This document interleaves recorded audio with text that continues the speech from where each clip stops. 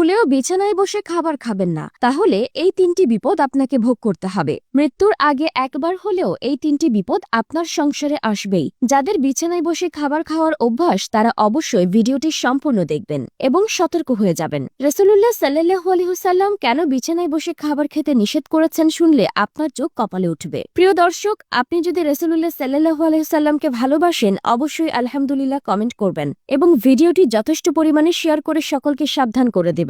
হিন্দু মুসলিম সকলের উচিত ভিডিওটি সম্পূর্ণ দেখা, কারণ এই অভ্যাসটি আমাদের সকলের মধ্যে রয়েছে। বিছানায় বসে যারা খাবার খায় তাদের সর্বপ্রথম যে অসুবিধা বা বিপদ লেগে থাকে তা হলো কারণে অকারণে স্বামী স্ত্রীর ভেতরে ঝগড়া বিবাদ লেগে থাকে। সকলের ঘরে খারাপ ভালো উভয় জিন রয়েছে, কিন্তু খারাপ জিনগুলো ওই সকল মানুষকে খুব দ্রুত প্রভাবিত করতে পারে যারা বিছানায় বসে খাবার খায়। যে বিছানায় আপনি মিলন করেন শয়ন করেন সেই বিছানায় বসে খাবার খেলে শয়তানের বদ নজর লাগে এবং সংসারে ঝুট ঝামেলা লেগেই থাকে। 2 নম্বরে যারা বিছানায় বসে খাবার খায় তাদের ঘরে সবসময় কেউ না কেউ অসুস্থ হয়ে থাকে।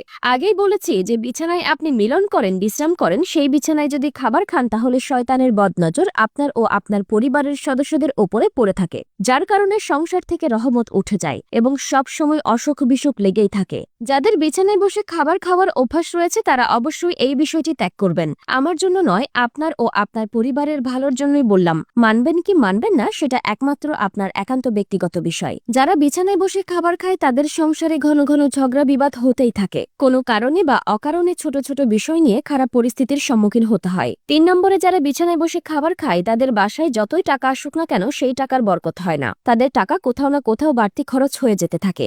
এক কথায় এই ধরনের ব্যক্তিদের উপর থেকে আল্লাহর রহমত উঠে যায় এবং আল্লাহর দেওয়া রহমতের বরকত তাদের উপর থেকে উঠিয়ে নেওয়া হয়। পবিত্রতা ঈমানের অঙ্গ এবং যেই খাবার আপনার জীবন বাঁচায় সেই খাবার অবশ্যই আপনার পবিত্র স্থানে বসে খাওয়া উচিত। খাওয়ার জন্য আলাদা ঘর বানানো উচিত বা রুম বাছাই করা উচিত। বিশেষ করে অবশ্যই ডাইনিং এ বসে বা ফ্লোরে বসে খাবার খাবেন, কিন্তু বিছানায় বসে কখনোই খাবার খাবেন না। যারা বিছানায় বসে খাবার খায় তাদের সংসারে এই 3টি বিপদ লেগেই থাকে। যদি বিশ্বাস না হয় তাহলে অবশ্যই মিলিয়ে দেখবেন। বিছানায় বসে খাবার খেলে এই 3টি বিপদ আপনার সংসারে আসবেই এবং কারো কারো সংসারে হয়তো এই 3টি আলামত চলমান। আমরা অনেকেই আছি অভ্যাসগত কারণে ঘুমানোর বিছানায় খাবার খাই, এটা একদমই করা উচিত নয় এবং যদি আপনার ভেতরে এই ধরনের সমস্যা বা অভ্যাস থেকে থাকে তা অবশ্যই পরিহার করবেন। আল্লাহ তাআলা আমাদের সকলকে সঠিক বুঝদান করুন, আমিন। ভুলেও বিছানায় বসে খাবার খাবেন না, তাহলে এই 3টি বিপদ আপনাকে ভোগ করতে হবে। মৃত্যুর আগে একবার হলেও এই 3টি বিপদ আপনার সংসারে আসবেই। যাদের বিছানায় বসে খাবার খাওয়ার অভ্যাস তারা অবশ্যই ভিডিওটি সম্পূর্ণ দেখবেন